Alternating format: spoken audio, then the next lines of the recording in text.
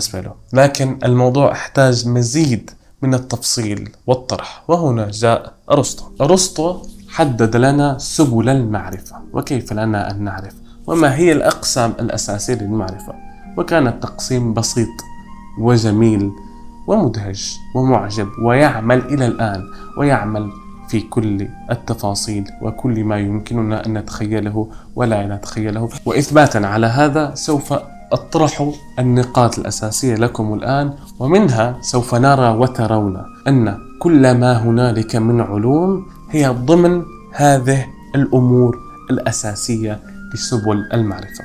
لنبدأ.